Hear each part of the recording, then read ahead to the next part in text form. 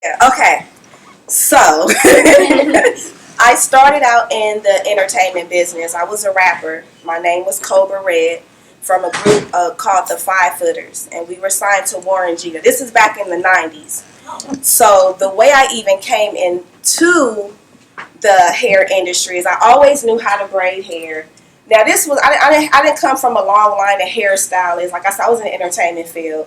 So as the music industry started to take a turn, and I was getting tired of trying to fight for my money, and it just got to be too much. And by this time I had a baby, I had a son. I was a single parent. So things get really serious. How many people have kids in here? Anyone? Right, so the ones that have kids, they really serious. They're not playing because, when you look in the morning, you see your baby is counting on you to feed them, clothe them, and that sort of thing. So it got really, really serious. And what happened was my career was on hiatus. We had just finished the album. The record label was playing games with our money. And the defining factor was I had to go get on welfare. I was signed to a record label. I had to go get on welfare.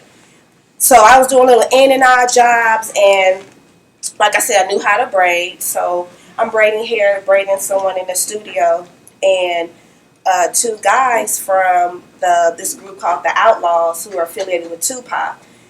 They owned a salon in Studio City called Platinum Cuts. So I'm braiding, doing my thing, and they were like, "Well, we own." And I said, "Yeah, I saw y'all on BET. I know you guys shop, but I want you to come and braid." So I stepped out on faith, ditched the 9-to-5 job, and started working there. And like I said, we were on hiatus. So I was like, yeah, my album coming out. Didn't come out. It's probably in an attic somewhere. Somebody's attic. Never came out, but that was my thing.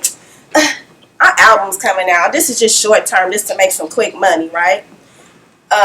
So eventually, one of my friends called, and she was in a cosmetology program at Santa Monica College, and she said, "Amber, you really should, go to school." Girl, please, my album coming out. My album coming out. And she said, "No, for real. You're a single parent. They will pay for you to go to school. You'll get paid to go to school." And I was like, "Oh, where do I sign up?" So she gave me all the games. She told me what departments to go to do the financial aid. I was even getting scholarship money, girl. I was working my piece. All you had to do was just write like a little essay. And girl, I'm already a writer. So I wrote like the story of my life. And I was getting scholarship money every year.